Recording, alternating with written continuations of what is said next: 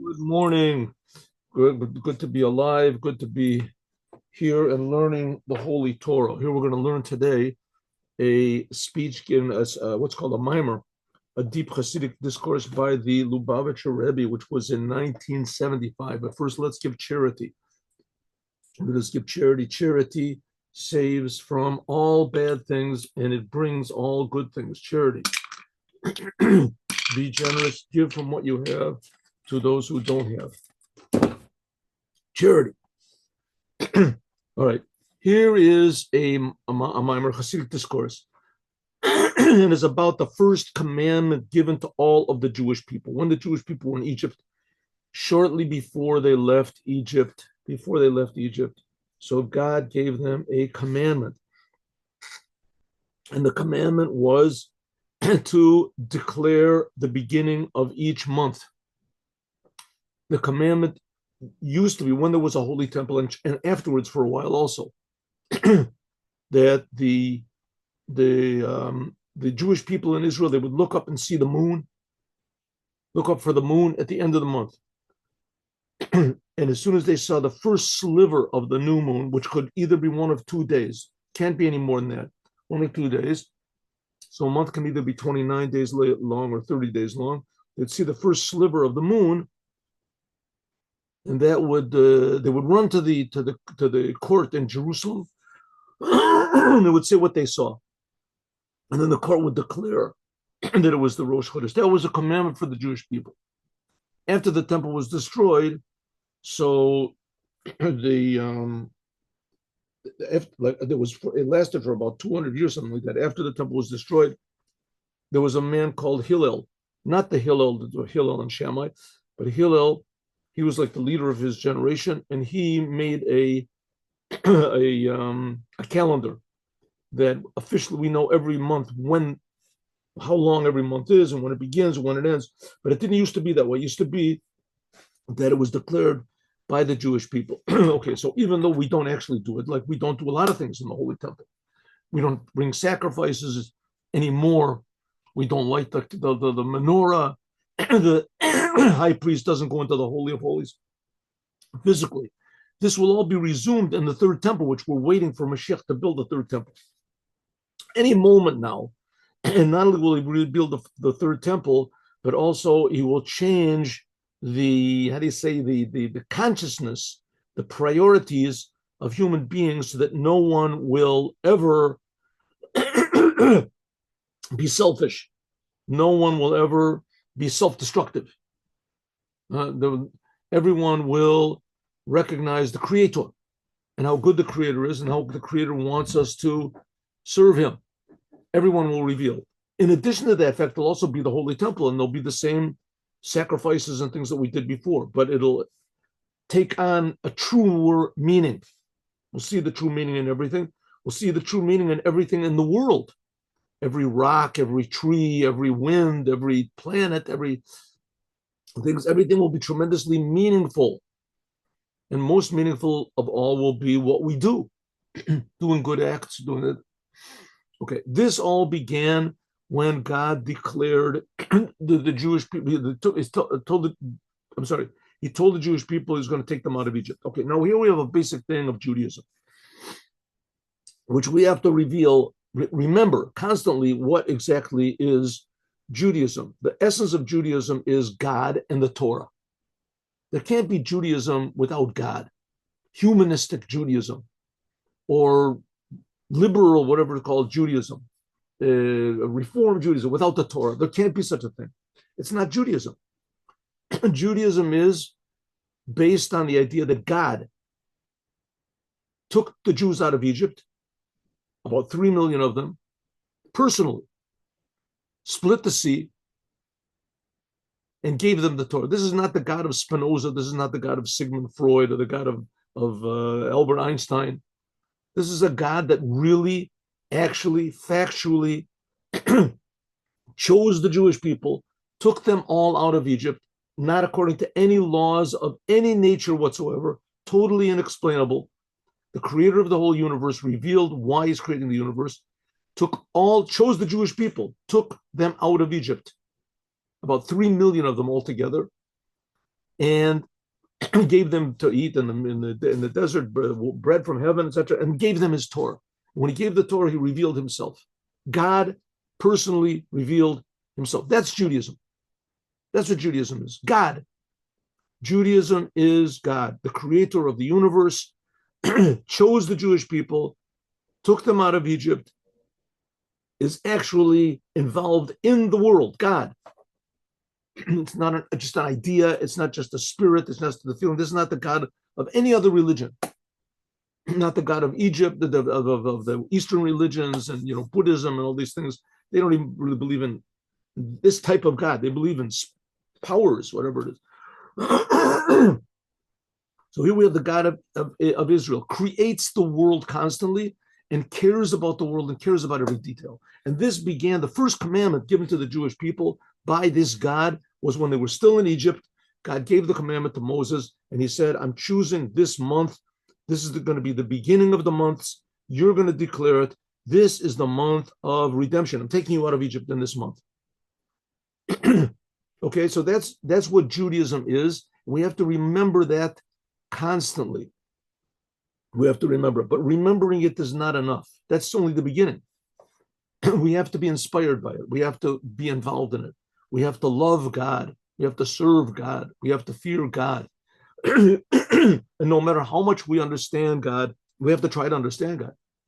That's the motto of Judaism. Shema Yisrael means understand. Shema means understand. Understand, Jews. That's what it says in your siddur. Hear, O Israel, the Lord is one. Whatever it means, understand. Shema means to understand. Understand, Jewish people, that God is our God. God is one. And it means that God is one, means that eventually the whole world is going to reveal this because God is creating them. Everybody's just going to worship their creator. That's all. Not that hard to do. But in fact, we see that it's taken, since the Jews left Egypt, so 3,300 years, people didn't get it right. Since the creation of the world, very few people got it right. Only Abraham got it right, Yitzchak, Moses. But the Rebbe wants us to get it right now. So this is the teachings of Moshiach. This is it. This is what Moshiach is going to do. That's why the Lubavitcher Rebbe is the Moshiach. He's just teaching us how to appreciate God and the Torah. Okay, ready? Let's go. HaChodesh is this month. Again, recited the Shema with the help of God. One second, let's start this off. With the help of God, recited the Shema with the help of God. Shabbos Parshas Vayakel Pikure, Parshas HaChodesh, Kav Hey Adar, the 25th day of Adar, Taf Shin Lamed Hey. HaChodesh Hazeh Lechem Rosh Chodeshim. So this was said in 1975. This month, HaChodesh Hazeh Lechem Rosh Chodeshim. That's what God told Moses to tell the Jewish people. First commandment is God's giving to all the Jewish people. This month is the beginning of months, the head of the months, the month of Nisan. That's the month when the Jews left Egypt. Isa, the Midrash, it says in the Midrash, and it's brought also in Rashi, Parshas Bereshit, Omer Rebbe Yitzchak. Rebbe Yitzchak says, Lo yatzorech le'atchila the Torah really did not have to begin. Let's make this a little bigger. Can we do it bigger? 1 second. 1 minute. 1 minute. Here we go. Can we do it? No, can't make it bigger, huh? No, that's right. Can't make it bigger. Okay, we'll make it bigger like this. Watch this. Watch this. Here we go. There it goes. Okay. HaChodesh Hazeh Lechem Rosh Chodeshim. This month, the month of Nisan, is for you the beginning of months. East of the Midrash, it says in the Midrash, and it's brought with Rashi. Rashi says on the first sentence of the Bible. The first sentence of the Bible says in the beginning, God created the heavens and the earth. And then it tells about how God created the heavens and the earth and what happened with Adam. And Omer Rebbe Yitzchak, Rashi quotes Rabbi Yitzchak. The Torah did not really have to begin. This sentence, where does this sentence appear? HaChodesh Hazeh Lechem Rosh Chodeshim. This appears in the book of Exodus, in the third book of Exodus, third chapter, whatever, of Exodus. In other words, the whole book of Genesis is unnecessary. That's what Rabbi Yitzchak said. Why? Who would say a thing like that? I mean, there's 5 books of Moses. He said, no, there was only going to be 4. No, the whole book of Genesis, the whole story of the creation of the world and what Abraham did, those are not necessary. Why? Because the whole point of the Torah is to tell the Jews commandments, to tell the Jews what to do. And this is the first commandment given to the Jewish people. All the rest of the stories about Adam and Abraham and Noah was in the middle, and Noah and Abraham, and the Jews went into Egypt.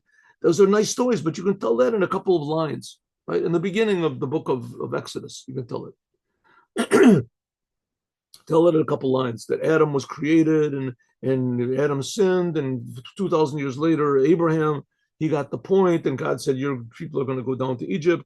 3 or 4 sentences. You don't have to have a whole entire book of Bereshit to tell us this. You want to have a little, or even more, you could just start off with the laws. What do you have to know the history for?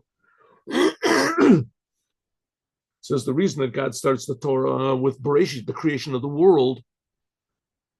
Matam patach b'Bereshit. What's the reason that God began the Torah with Bereshit?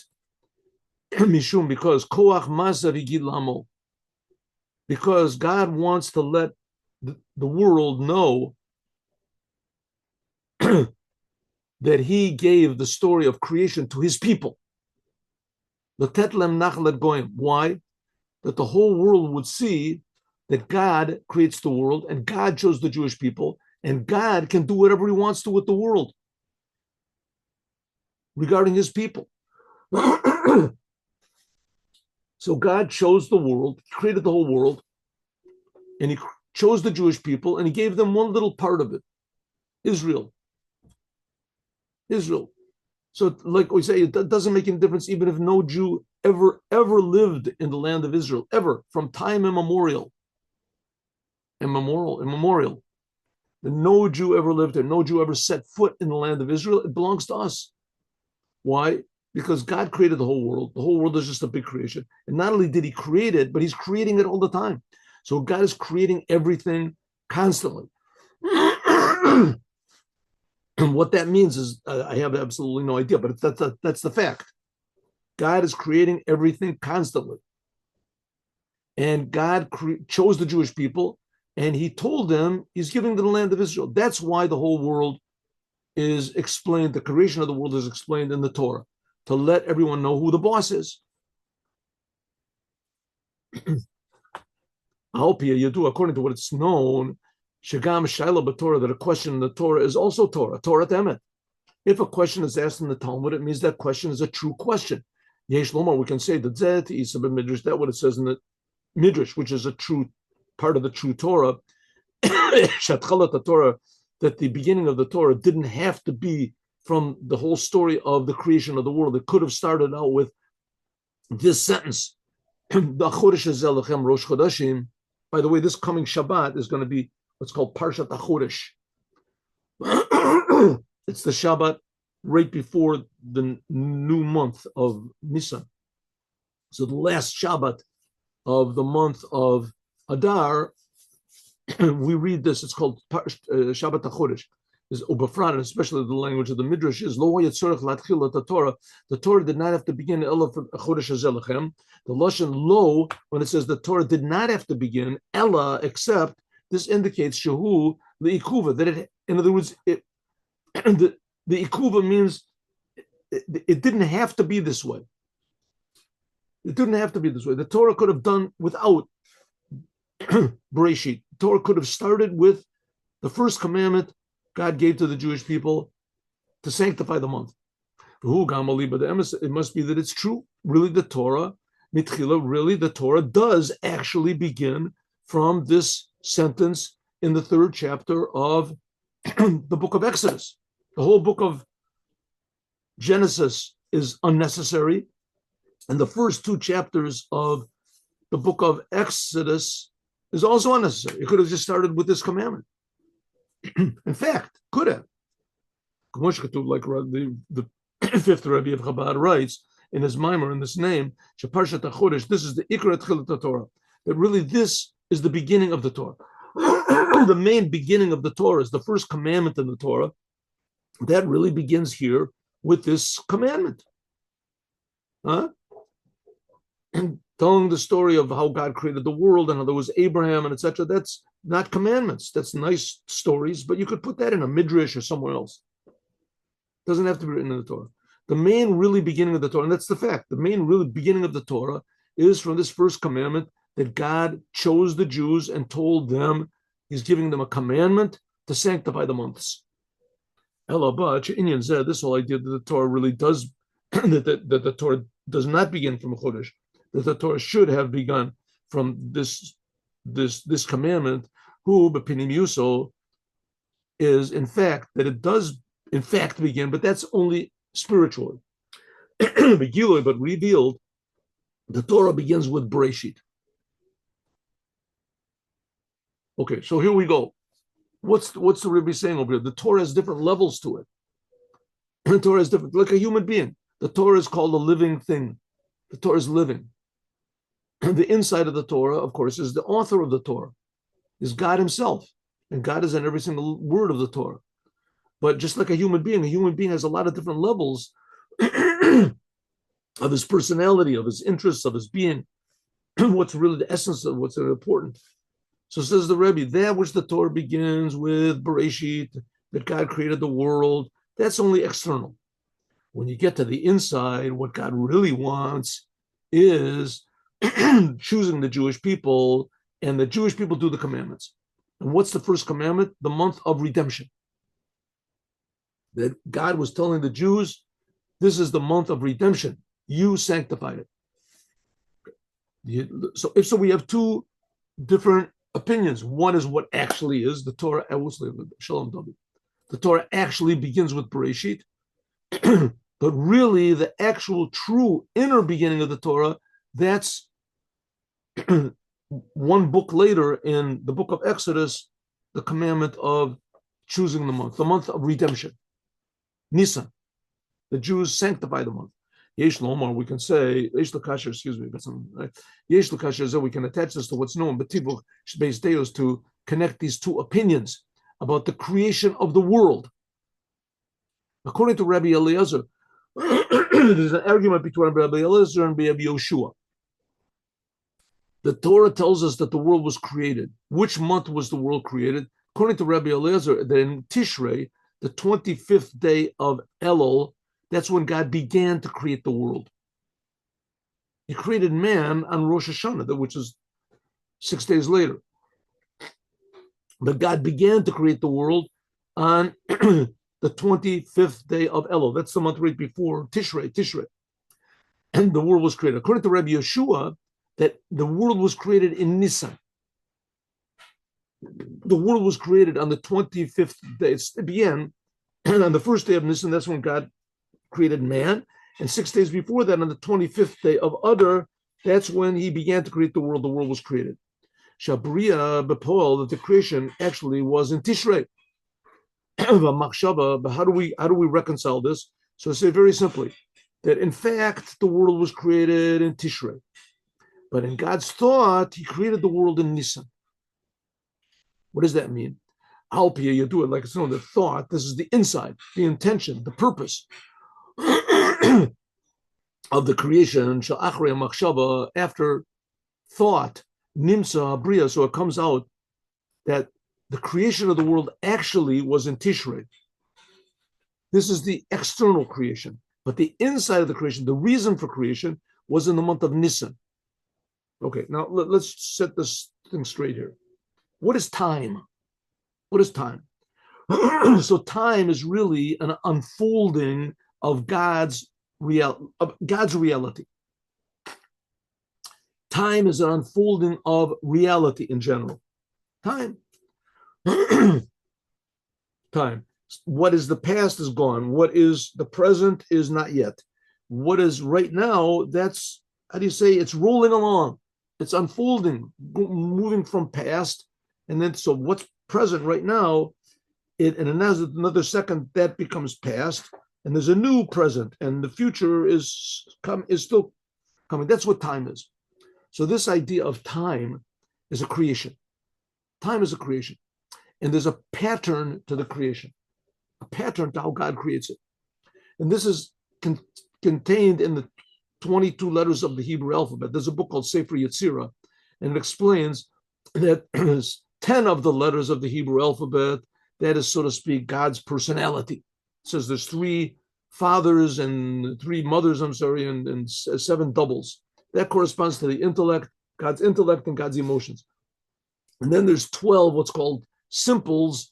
That's the 12 letters of creation, if you want to call it 12 letters. And that makes the 12 months of the year and the 12 hours of the day and the 12 signs of the zodiac and the 12 tribes, also the 12 tribes. And it goes into more detail over there, what it is. So in other words, time has a pattern to it. It wasn't just arbitrary. In the Torah, there's no names for the months, but the months are called the first month, the second month, the third month, the fourth month. So the first month of the year, if you start counting from Nisan, that's how the Jewish calendar starts, from the month of Nisan, that's the first month of the year. But if you count from the creation of the world, then it's from Tishrei. In any case, whatever it is, the idea that there is the first month and the 7th month, this was already predetermined before God created the world. This is the pattern of creation. Pattern of creation. So that which is said that the world was created in the first month, that's Nisan, in the first month, that was in God's thought. That's the purpose of the world. And the world was actually created, that was in the month of Tishrei, that's when man was created. The question is, when was the completion of the creation of the world, when man was created? So the first opinion says it was in Nisan, that's the month when we have Passover. That's in God's thought. That's the reason for the creation. And the actual creation was done in the month of Tishrei. That's when man was created actually. Alder says similarly, it's also to the beginning of the Torah. That which the Torah begins with Bereshis Bora, that the world began. In the beginning, God created the world. God actually created the world. This is only external. But internally, the reason for the creation of the world, the Torah really begins with this sentence that we said before, HaChodesh Hazeh Lachem. That's what Rabbi Yitzchak said, that the Torah didn't have to begin with the Chodesh, because that's the true intention of creation. This refers to the first day of Nisan. Okay, so the first day of Nisan then is when God gave the commandment to the Jewish people to sanctify the months, and this began the month of redemption. God took the Jews out of Egypt. Now, a normal person would ask, and should ask, why did God even have to put us in Egypt in the first place? What did he have to do it for? Don't put us in Egypt, don't take us out. The same question you can also ask about the creation of the world.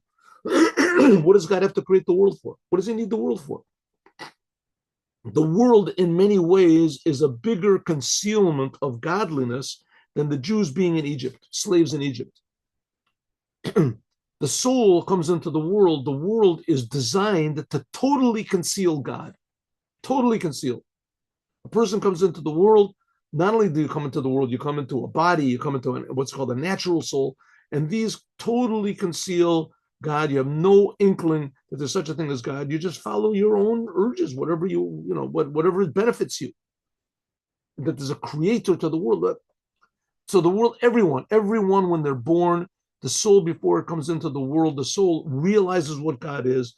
It realizes that that its existence is just a big miracle that God is creating it all the time. And when the soul comes into the world, it totally forgets this. When the Jews were put into Egypt, they didn't totally forget their Judaism. They suffered in Egypt, yes, but it's nothing compared to how the soul suffers when it's put into the body. The soul suffers. It doesn't feel it. It doesn't know it. That's the biggest part of the suffering. So the soul suffers in the body. So the Jewish people suffered in Egypt. So in other words, the whole entire business is just God concealing himself. On Tishrei, God concealed himself, made a world so you can't feel God. On Nisan, that's when the Jewish people went out of Egypt, also a further concealment. Okay, the difference is that the month of Nisan is going out of concealment, is going out of restrictions. And the month of Tishrei is the creation of restrictions. It's creation of the world. Okay, so what are we saying here? The reason why God created the world, that's externally created the world, the internal of the creation of the world is going out. The reason he created it is in order that we should go out. I think we've talked about this so many times, but we'll talk about it again. There's a multi-trillion dollar, business endeavor in the world, which is called sports. And sports people pay huge amounts of money, and the sports people, they make huge amounts of money just to go against a opposition, to overcome opposition. Overcoming opposition somehow or other is interesting. Is somehow or other is, in fact, the whole name of the game. That's the whole essence of what life is. To deal with the difficulties of, the challenges of reality. That's what it is. That's what makes life interesting. And when a person does overcome difficulties, then the person has achieved something, which is not the case if a person just lives his life without any problems. So he's not a real person. Not a real person. But even more, nobody wants difficulties, but the fact of the matter is that's what life is about, right? Nowadays, that's why people they don't want to get married, they don't want to have children, because it's just difficult. There's too many challenges, too many surprises. But that's what life is. That's what life is. So that's the whole point. The Torah is coming to explain why we are alive. The reason that we are alive is to meet challenges and to overcome them. The challenge in this case is the whole entire creation, looking at the creation from our point of view. Going out of it requires the help of God. That's the whole story of Judaism, that on Nisan was big miracles. But nevertheless, to go out. The going out is the inner reason for the creation. So when you have difficulties in your life, just open the book of Psalms. You'll see that King David was the Messiah. He was the Moshiach. We're waiting for Moshiach ben David. All he had was difficulties, challenges, problems, troubles, disappointments, frustrations his whole life, and he took the whole thing to God. He overcame everything. That's what life is. So that's the idea of going out of Egypt, is the whole purpose of the whole creation of the world.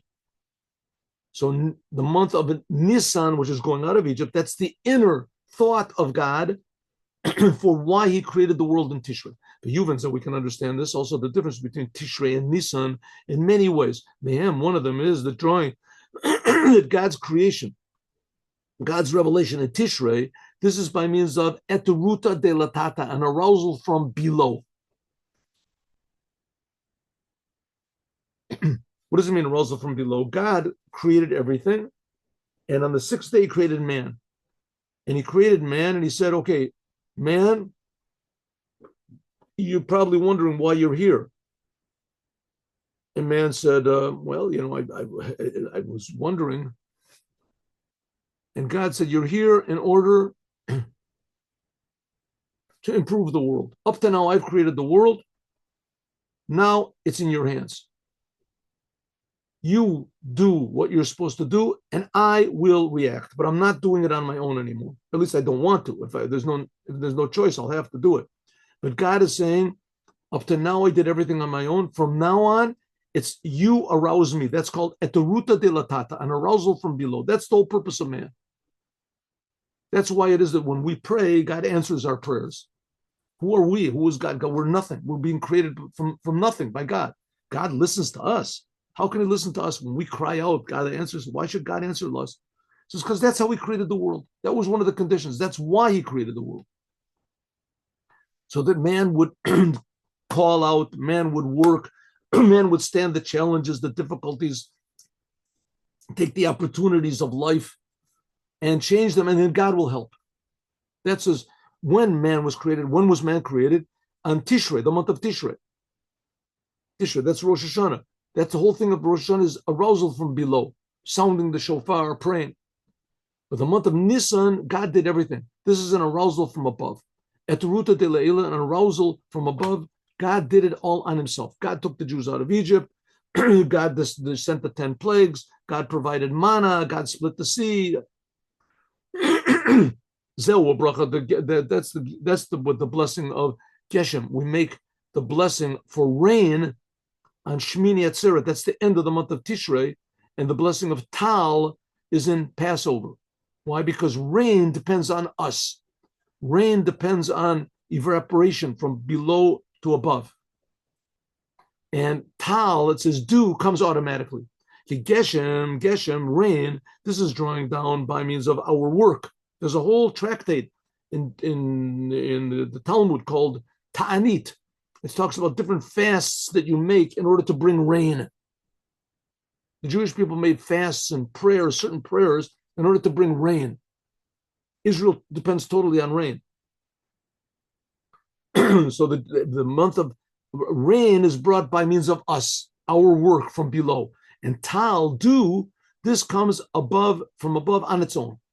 And even more, the chiluk, a difference between Nisan and Tishrei is a Nishan, the life force which is drawn down in Rosh Hashanah. Tishrei, I'll call Hashanah for the whole year, is limited. According to our prayers on Rosh Hashanah, that determines the blessing for the new year. In general, this is the life force which is of God, the blessing of God, which is in the creations, in their inside. Shehu, this is the source of nature.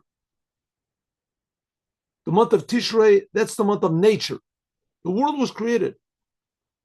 And the blessings that we make come in to make a better world.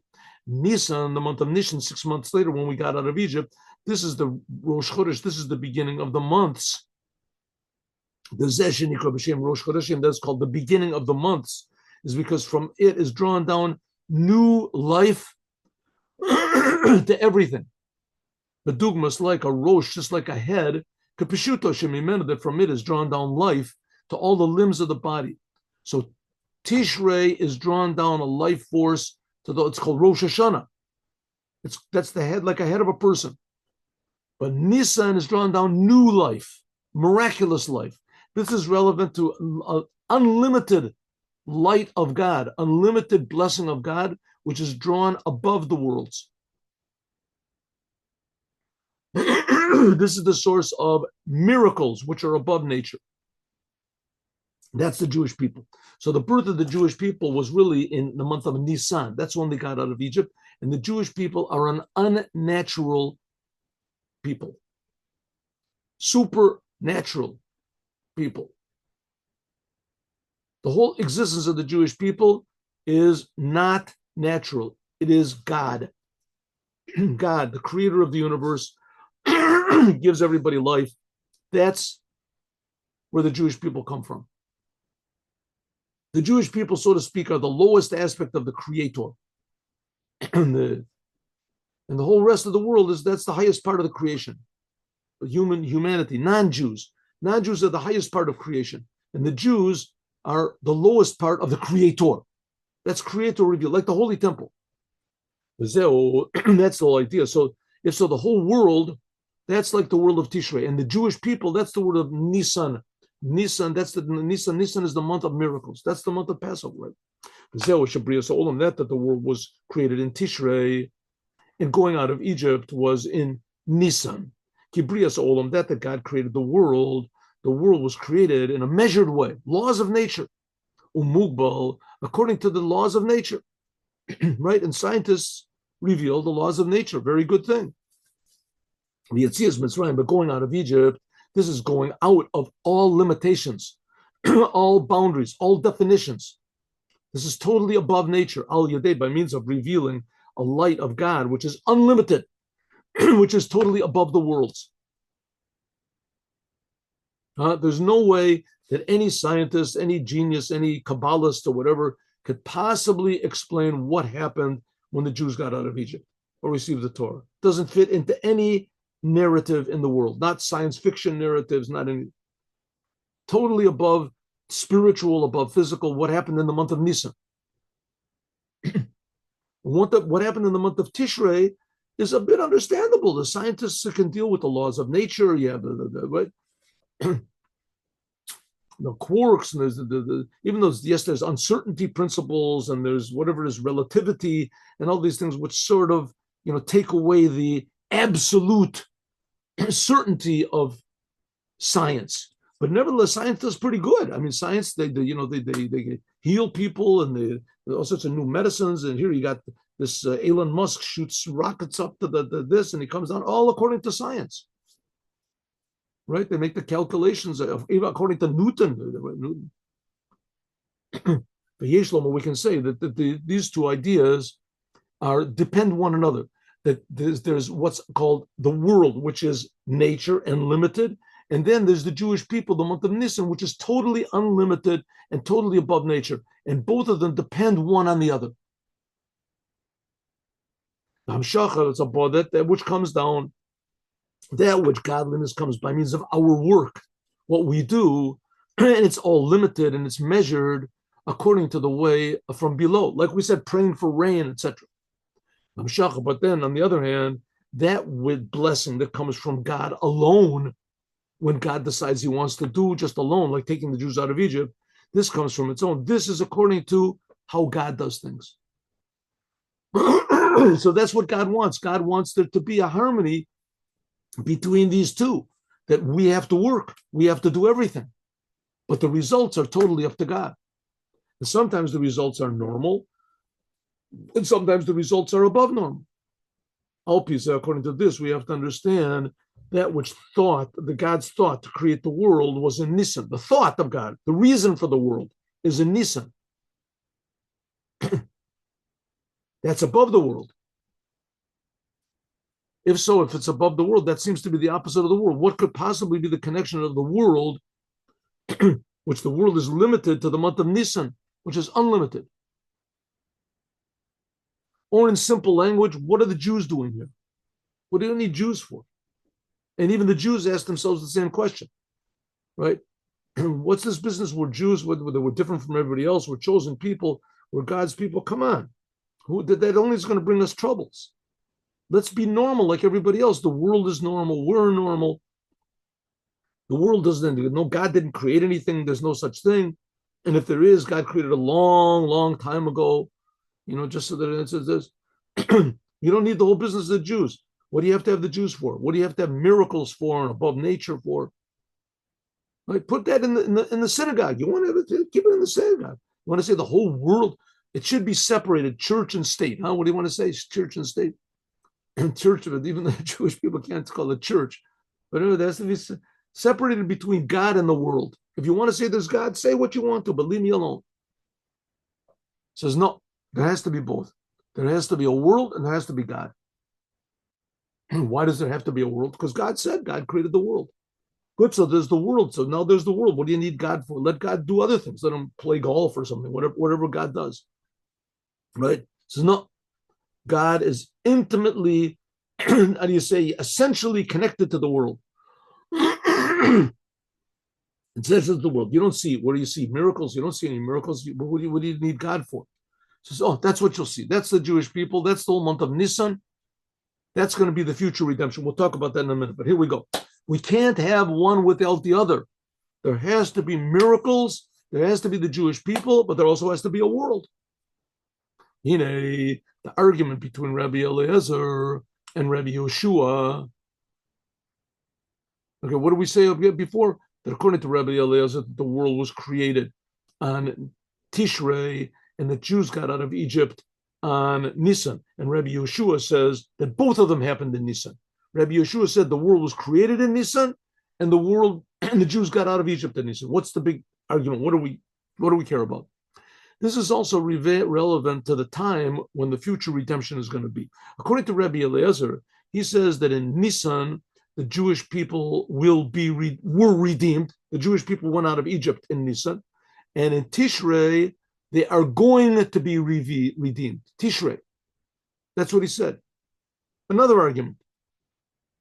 And Rabbi Yeshua says that in Nisan, the Jewish people were redeemed. And in Nisan, the Jewish people are going to be redeemed again. Okay, what's the connection? What do we care? Okay, first of all, we have to understand that there's going to be what's called a future redemption. Big, major surprises in the world. That God is going to reveal himself in the world. I mean, a little bit of this maybe you got in Israel right now. If you think about it, it's really a lot. The The Arabs have shot, since October the 7th, they've shot 30,000 missiles into Israel. 30,000. 30,000. With minimal damages. Minimal. I mean, there have been damages. There's no doubt about it. There certainly have been. But, it's like 1/10 of what one rocket could do.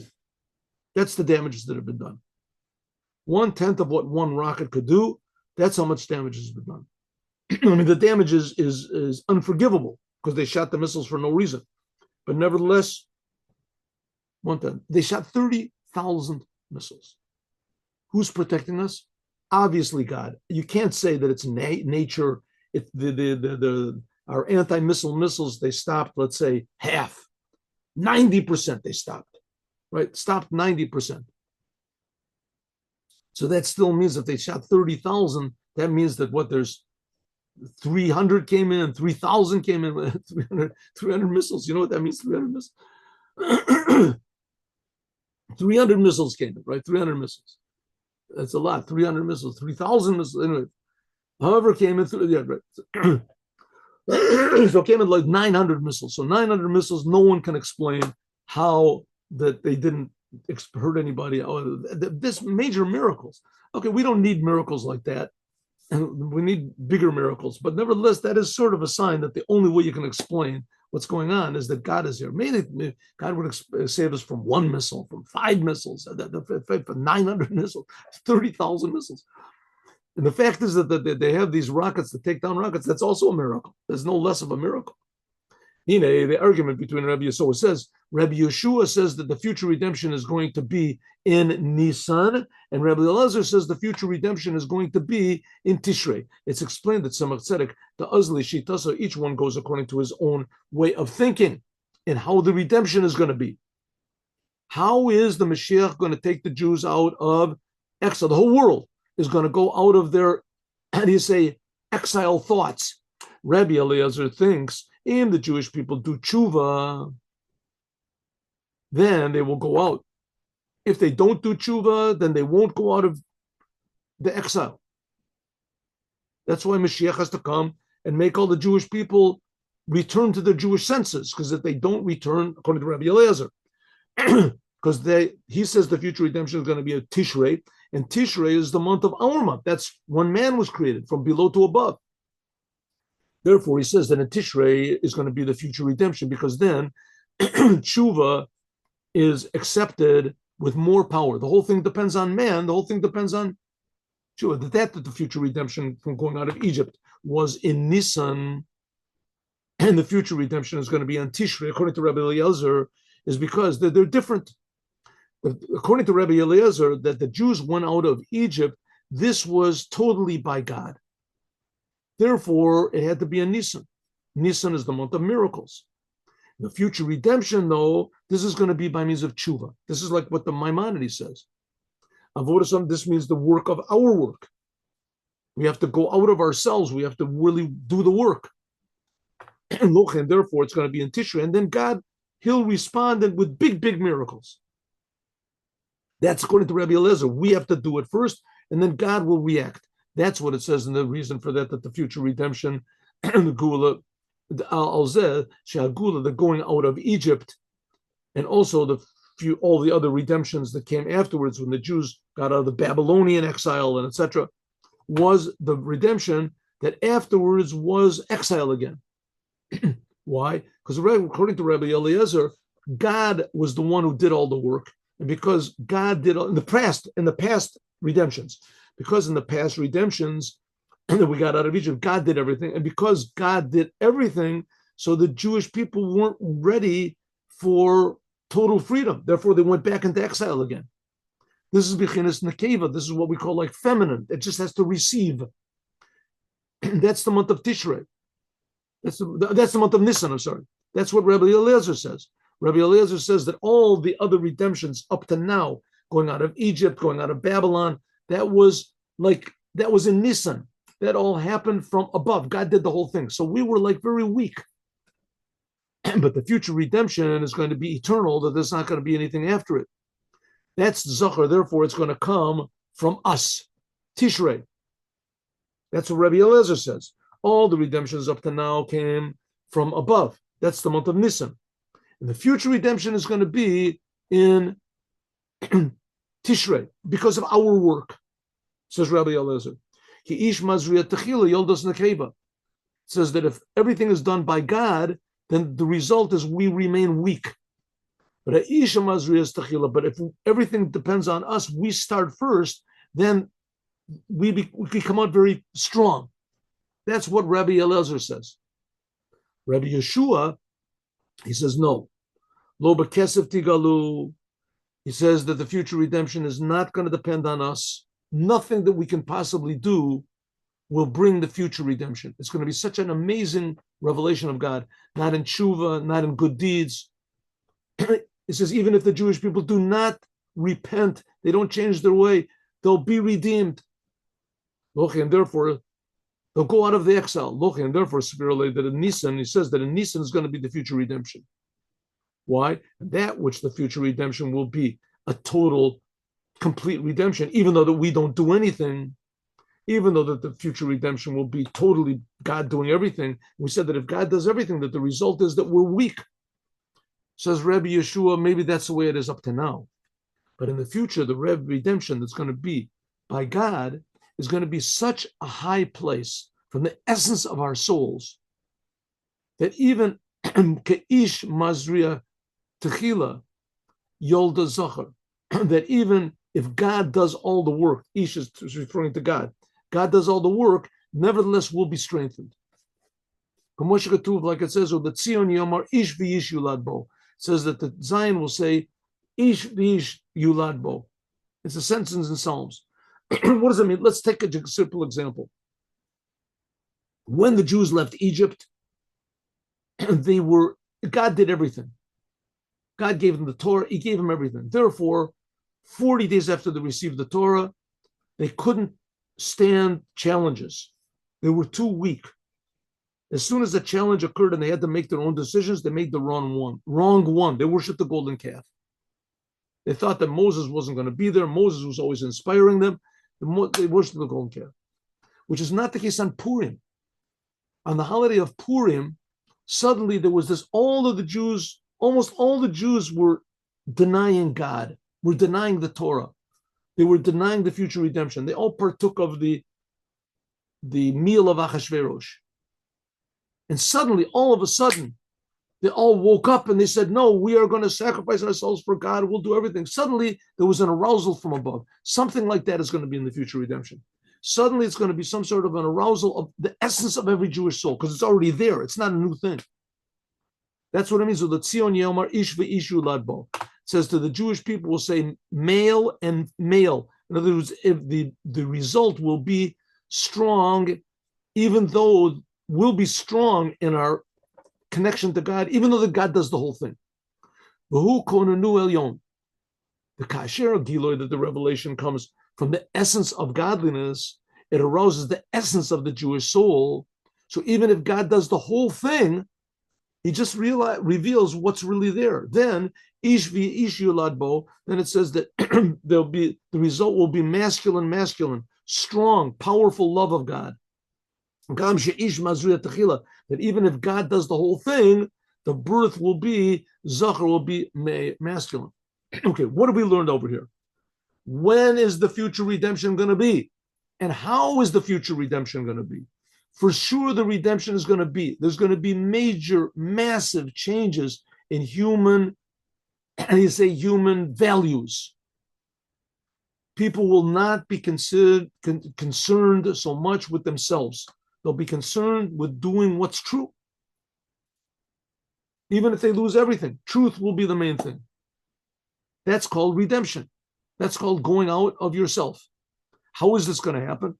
It's going to be a big revelation from above. Where is this big revelation from God going to come from? According to Rabbi Eliezer, it's going to come by us starting. According to Rabbi Yeshua, no, it's going to come from God, and it'll be so high that it'll rouse our essence. That's what the future redemption is going to be. And we'll talk about this more, God willing, tomorrow.